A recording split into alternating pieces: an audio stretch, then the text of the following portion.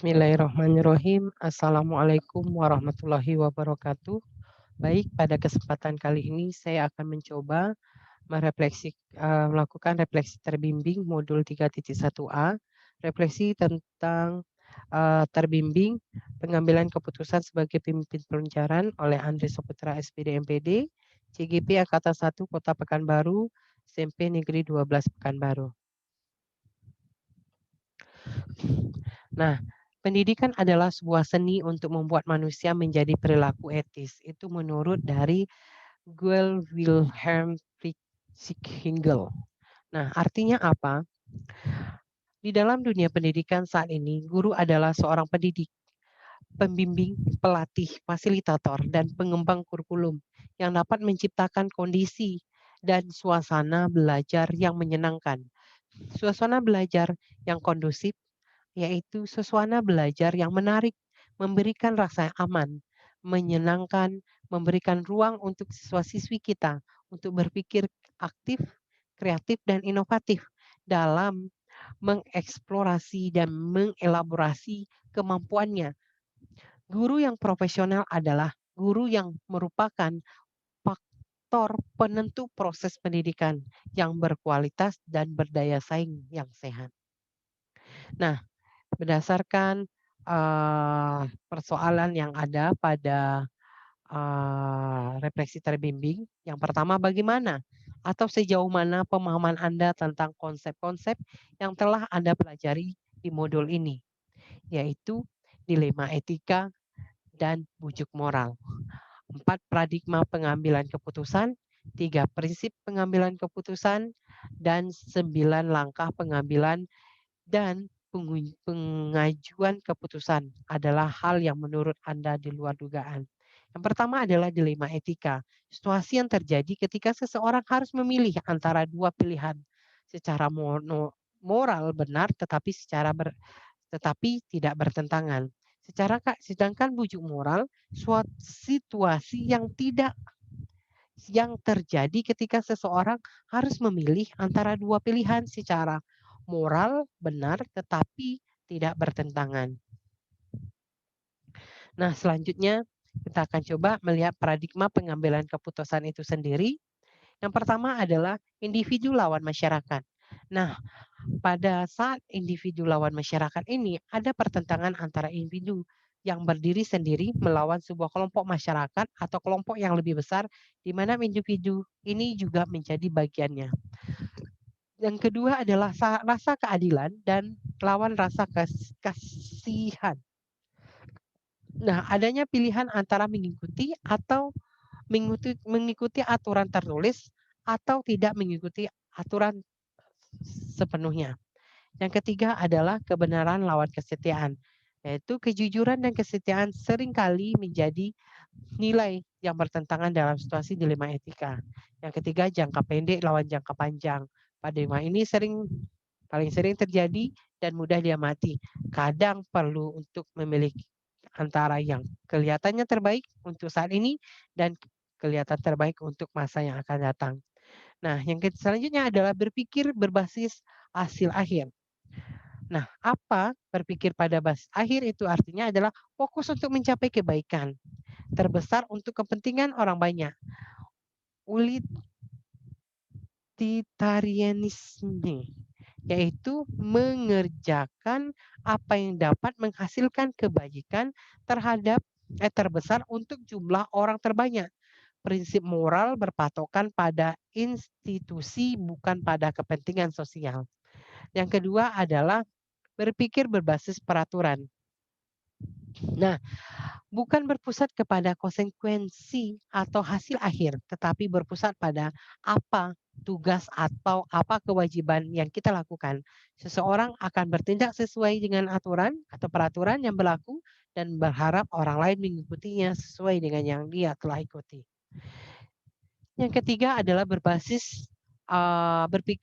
pikiran berbasis rasa peduli. Dalam budaya etika memberikan batas-batasan dan pada tindakan kita mendukung agar diri kita memikirkan kepentingan orang lain, banyak melibatkan empati seseorang terhadap pihak orang lain. Yang selanjutnya adalah 9 langkah pengambilan keputusan dan pengujian keputusan, komponen yang harus dipahami atau harus dipenuhi. Pertama, mengenali bahwa adanya nilai-nilai yang saling bertentangan dalam situasi itu. Menentukan siapa yang terlibat dalam situasi ini. Kumpulkan fakta-fakta yang relevan dengan situasi ini. Pengujian benar atau salah, bisa melalui uji legal, uji regulasi atau standar profesional, uji intuisi, uji halaman koran, uji panutan atau idola.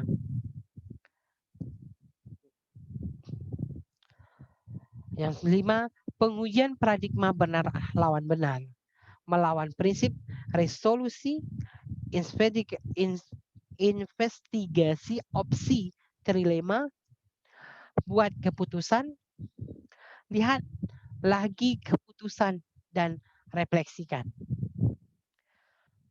Adakah hal-hal yang menurut Anda di luar dugaan? Nah, menurut saya ada, yaitu tentang 3 hal prinsip cara pengambilan keputusan yang digunakan. Salah satunya adalah prinsip berbasis peraturan, yaitu pada awalnya saya menganggap bahwa pengambilan keputusan berbasis peraturan bisa diubah dengan melihat situasi dan kondisi yang terjadi pada saat itu, serta dapat mengubah aturan yang berlaku berdasarkan empati atau peduli. Namun prinsip ini berpusat pada tugas dan kewajiban yang kita lakukan, bukan berpusat pada konsekuensi atau hasil akhir. Seseorang harus bertindak sesuai peraturan yang berlaku dan beberapa orang lain mengikuti sesuai dirinya. Pada prinsip ini selalu berpatokan pada yang sudah menjadi tugas atau kewajiban. Yang kedua, seberapa penting mempelajari topik modul ini bagi Anda sebagai seorang individu dan Anda sebagai pemimpin pembelajaran.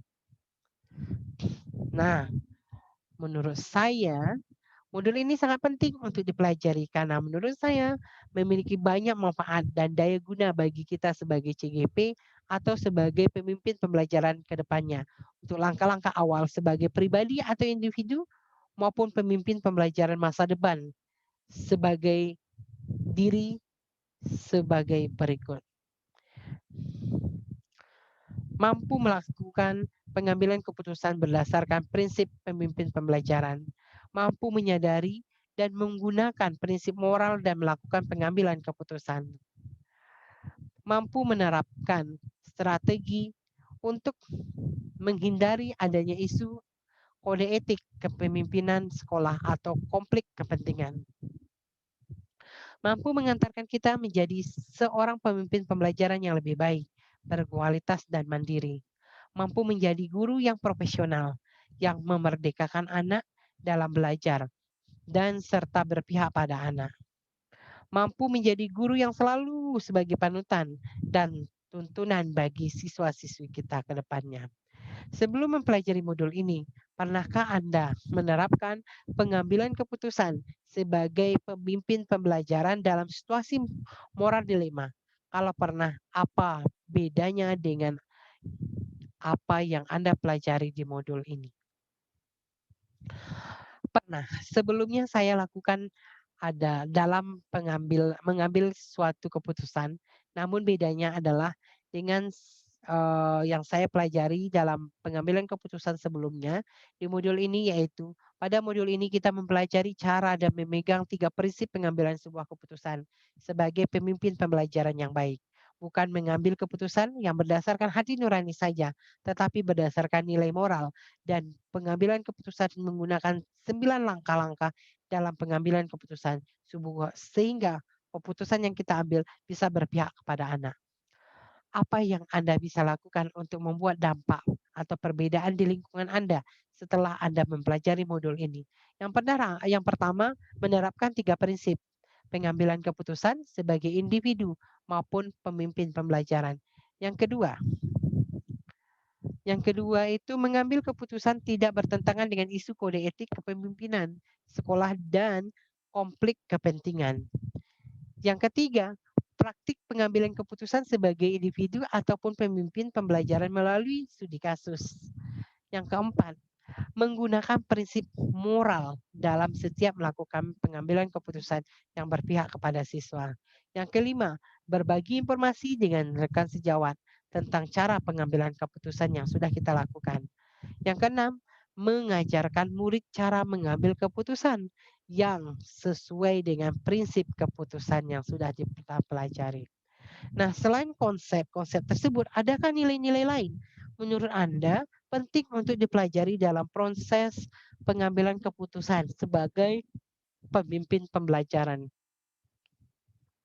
Menurut saya ada, yaitu bagaimana cara atau sikap kita jika jadi seorang pemimpin pembelajaran dalam mengatasi kesulitan-kesulitan dan kendala yang kita temui serta tantangannya yang akan kita hadapi dalam pengambilan sebuah keputusan tersebut dan dampak yang akan terjadi pada kita dan orang lain jika keputusan yang kita ambil tidak sesuai dengan prinsip pengambilan keputusan sehingga tidak merugikan suatu pihak tertentu atau menguntungkan salah satu pihak. Sebaiknya kita mengambil keputusan yang selalu bisa membuat semua menjadi adil. Oke, terima kasih.